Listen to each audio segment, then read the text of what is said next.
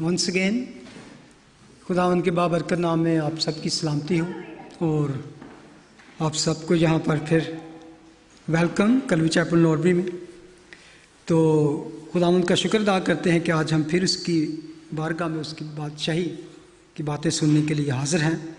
तो जैसा कि हम अपनी रूटीन के मुताबिक स्टडी कर रहे हैं life and ministry of Jesus Christ in chronological order, तालीमात और हयातुल मसीह सिलसिला बसिलसिला तरतीब के साथ।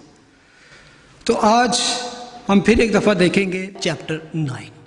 आपको याद होगा कि last time from verse 1 to 34 तो उसके एंड पे लिखा था, उन्होंने जवाब में उससे कहा तू तो बिल्कुल गुनाहों में पैदा हुआ, तू हमको क्या सिखाता है, और उन्होंने उसे बाहर निकाल दिया।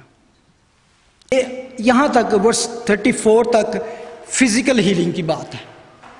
Physical healing from verse 1 to 34 physical healing. Now we are going in spiritual realm, physical to spiritual. उन्होंने उसको इंसल्ट किया, अब्यूज किया और नो रिजेक्टेड हिम। ये बहुत बड़ी बात थी। पहले उन्होंने उसको वैसे ही कहा कि तू गुनाहगार है, तुझे क्या पता, और उसको अब निकाल दिया। अब ये चंद आयतें मैं बयान करना चाहता हूं। Let's read verse 35। यीशु ने सुना कि उन्होंने उसको बाहर निकाल दिया, और जब उससे मिला तो कहा क्या तू खुदा के बेटे पर ईमान लाता है। वर्स 36, ऐ खुदावंद वो कौन है कि मैं उस पर ईमान लाऊं।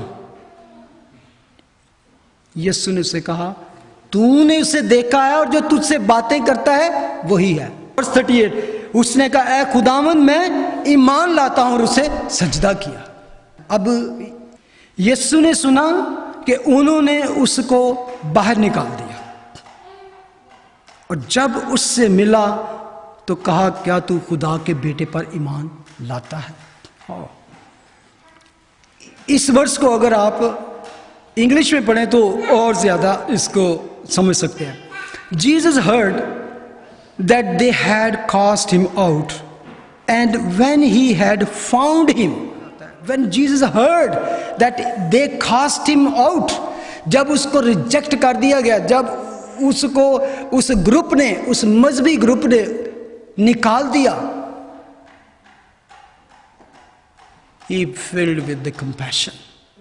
खुदावंद ने खुद कहा था कि वो खोए हुओं को ढूंढने और निजात देने आए। He is a Sikar, he is a founder. यहां पे लगता है कि जैसे उर्दू में जब उसे मिला राह जाते जो मिल गया, लेकिन इंग्लिश में पता चलता है कि ही फाउंड हिम। यीशु ने खुद उसको तलाश किया। जब तक वो अपना कदम ना बढ़ाए हम नहीं कुछ कर सकते। कि जिस तरह अंधा था, उसके पास कोई उम्मीद नहीं थी, लेकिन खुदावंद ने खुद उसके जिंदगी में मुदाखलत की और उसको शिफा दी। इवन खुदावंद ने अपने शागिर्दों को कहा तुमने मुझे नहीं चुना बल्कि मैंने तुम्हें चुन लिया है।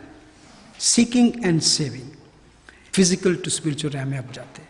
जब उसको मिल गया, जब तो खुदावंद ने उसको कहा क्या तू उस खुदा के बेटे पर ईमान लाता है।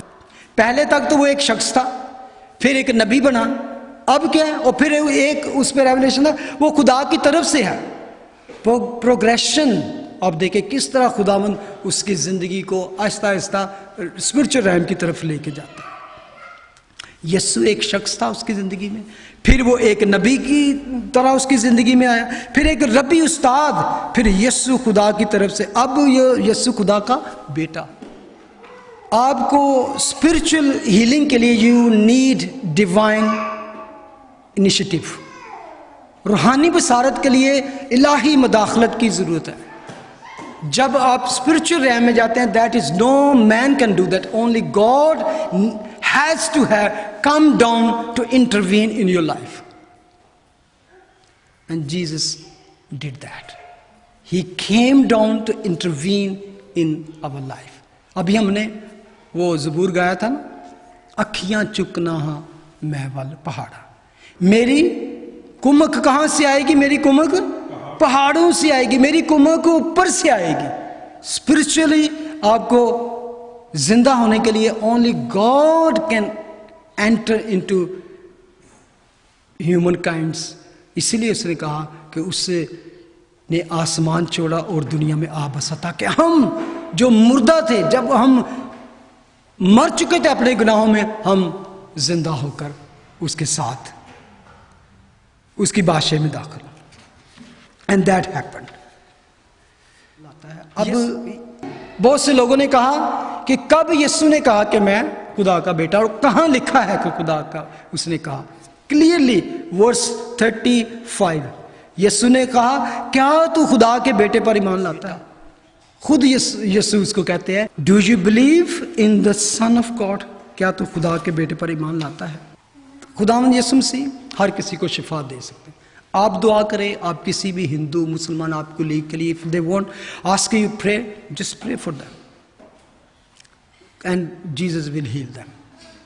और through this physical healing the Lord can bring them to spiritual healing.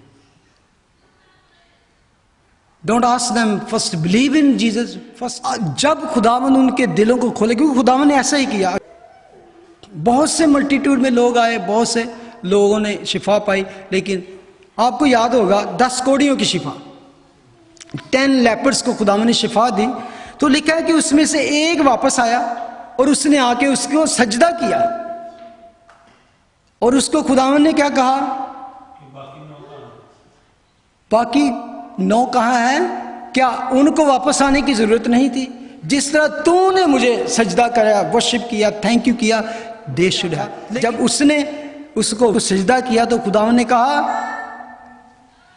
जा, तेरे ईमान ने तुझे अच्छा किया। अब गौर करने की बात यह है कि वो अच्छा तो हो चुका था, he was already healed, that's why he came back. लेकिन उसके सजदा करने में क्या था? योर फेथ, इंग्लिश में पढ़े तो your faith made you whole. पहले फिजिकल था, अब स्पिरिचुअल हीलिंग भी हो गई है। You are now born again. Some people just physical healing पर बस कर देते हैं, they don't want to go in spiritual. बहुत से लोगों को मिलती है शिफा, बहुत से लोग क्राउड में आते हैं क्रिश्चियन क्रूसेड में या क्रिश्चियन कन्वेंशन में, Muslim, Hindu, they just take the healings and go, don't want to go in the spiritual.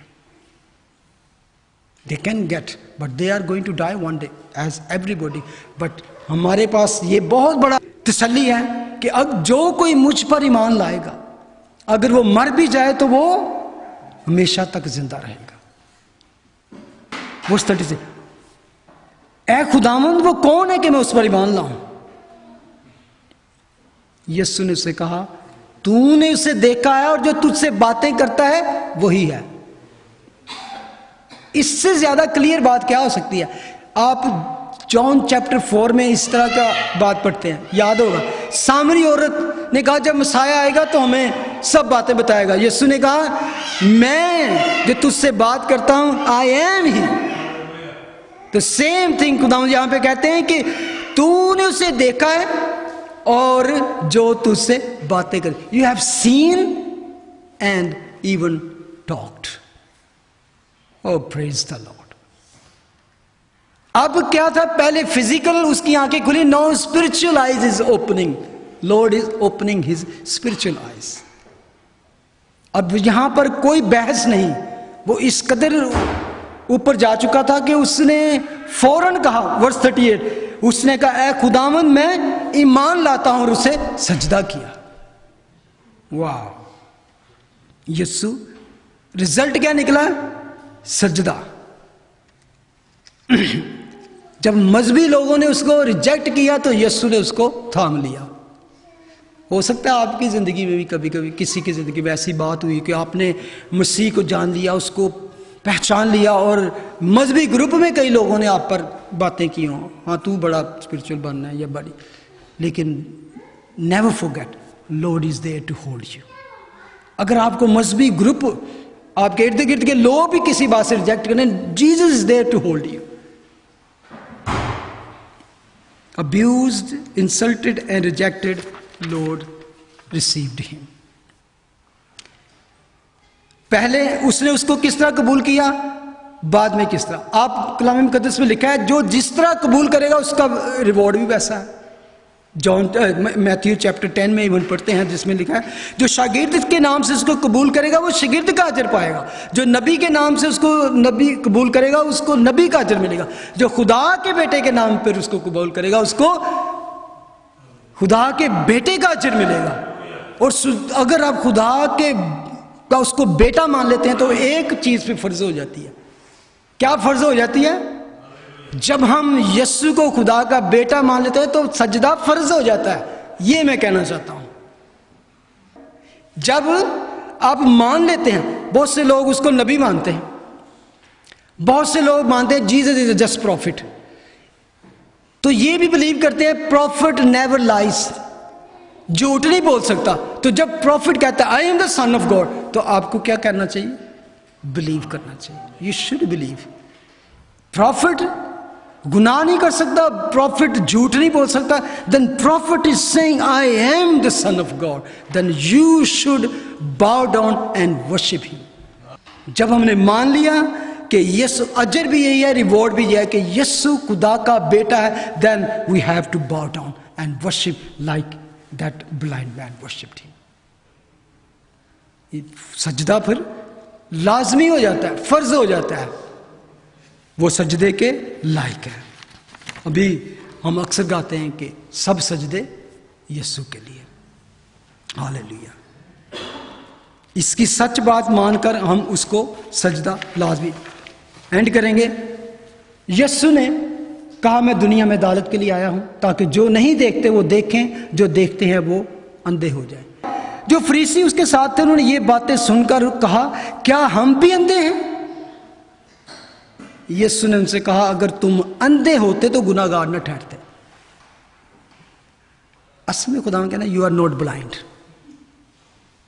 You are not blind, it's mean you know the truth.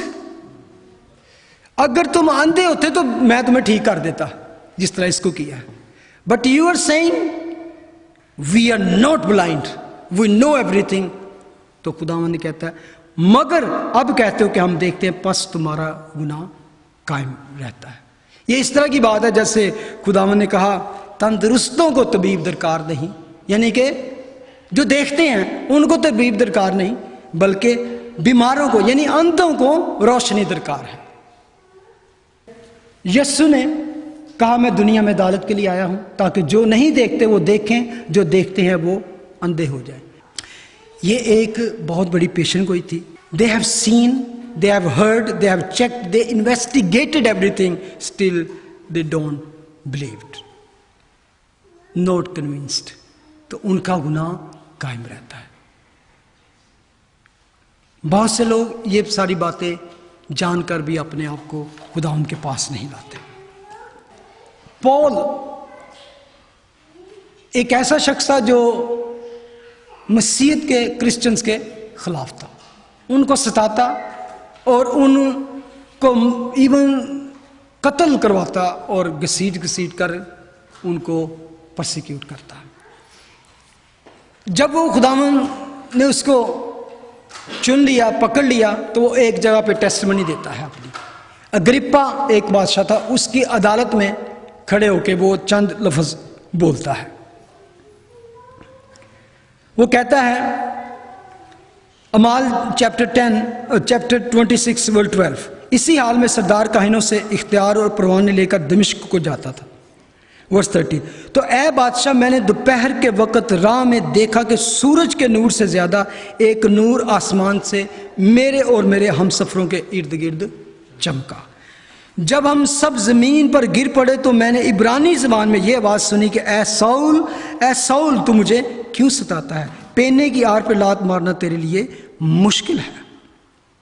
मैंने कहा है खुदावन तू कौन है? खुदावन ने फरमाया मैं यीशु जिससे तू सताता है, लेकिन उठ अपने पांव पर खड़ा हो, क्योंकि मैं इसलिए तुझ पर जाहिर हुआ हूं कि तुझे उन चीज़ों का भी खादम और गवाह मुकर्रर करूं जिनकी गवाही के लिए तूने मुझे देखा है, और उनका भी जिनकी गवाही के लिए मैं तुझ पर जाहिर हुआ करूंगा।